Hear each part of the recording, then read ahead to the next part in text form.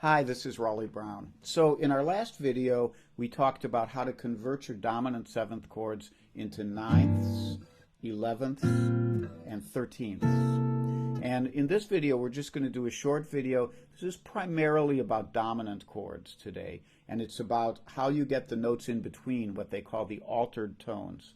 The altered tones are the flat 5 and the sharp 5, and the flat 9 and the sharp 9.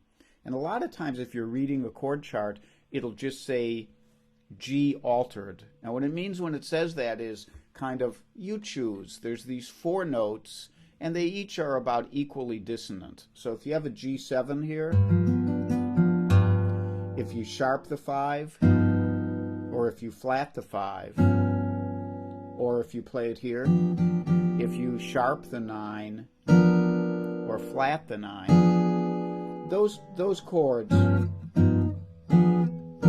all sound about equally outside, equally dissonant, and so you can kind of choose which one you like the sound of. If I was playing a 1-5-1 progression, here's my 5 chord, 1, here it was with the 5 with a flat 5, here it is again, here it is with the sharp 5, which leads back into the 1 very nicely, by the way. Here it is with a flat 9. Here it is with a sharp 9.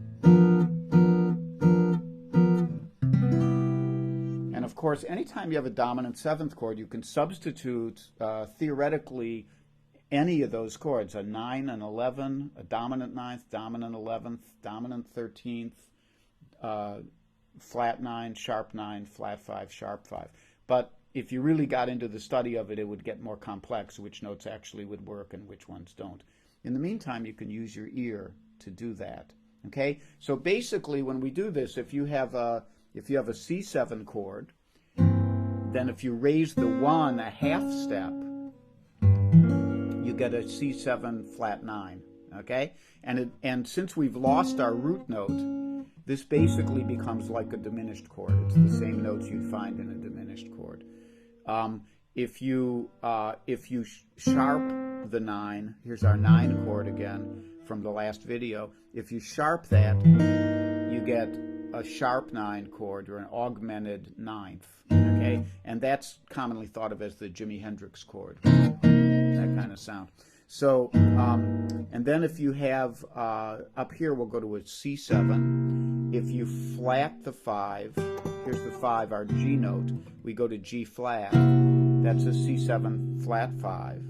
And if you sharp it, that's a sharp 5, which is normally known as an augmented 7th chord. And the reason, it's a little confusing, because they'll call an augmented 9th an augmented 9th, but they'll call a raised 5th, an augmented 5th, they'll call it an augmented 7th, because it's a dominant 7th chord with a raised 5th. It's just the way they talk about it, okay? So you have C7, C augmented 7th, or 1, 3, raised 5, flatted 7th. C7 flat 5, 1, 3, flat 5, flat 7. And we have a C7 flat 9, which we're playing as 3, 5, flat 7, flat 9. And then you have the dominant, or the augmented 9th, which is 3, 5, flat 7, sharp 9. Okay, so that's a little introduction to these chords. And right now, just use them on dominant chords and get used to that, because that's where they have their greatest functionality, and they get used a lot of times as a 5 chord. Something like that. Okay? We'll do more next time.